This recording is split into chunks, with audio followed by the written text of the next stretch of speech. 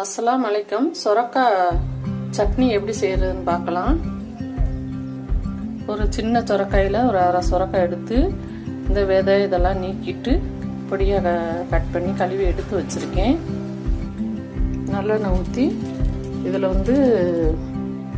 உளுந்து கடலைப்பருப்பு நல்லா ஒன்றரை ஸ்பூன் போட்டிருக்கேன்.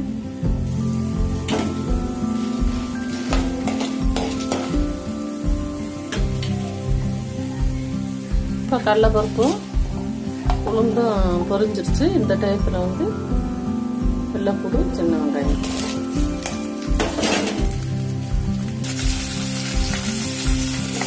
இப்போ ஒரு தக்காளி, கருவேப்பிலை, அதில் 2 பட்டை வத்தல் காரத்துக்கு. அதிகமாக வேணும்ட்டா கூட போட்டுக்கலாம்.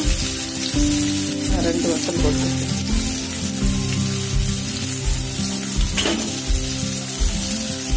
இப்போ இந்த சொரக்காய் போட்டுக்கலாம்.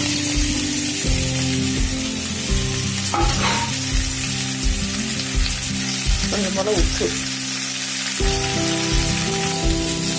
கொஞ்சம் போல் சீரகம் போட மறந்துட்டேன், அதனால சீரகம் போட்டுக்கலாம். இந்த அளவுக்கு புளி கொஞ்சம் போல் சைஸு கொஞ்சம் கம்மியாகவே.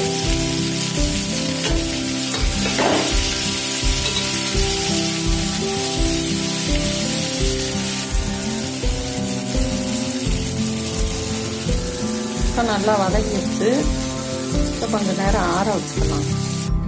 சூடு நல்லா ஆறட்டும். அதுக்கப்புறம் மிக்சியில் போட்டு அடித்து எடுத்துடலாம். ஏற்கனவே உப்பு போட்டிருக்கோம், அதனால கொஞ்சம் போல் உப்பு போட்டு அடித்து எடுத்துடலாம். இப்போ ஒரு தாளிப்பு, கடுகு பருப்பு, கொஞ்சம் போல் கருவேப்பிலை,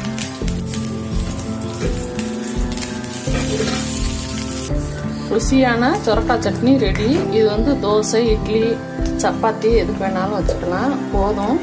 நல்லா வதங்கினதுனால ஆஃப் பண்ணிடலாம். இந்த மாதிரி செஞ்சு பாருங்கள், ரொம்ப டேஸ்ட்டாக இருக்கும். அஸ்ஸலாமு அலைக்கும்.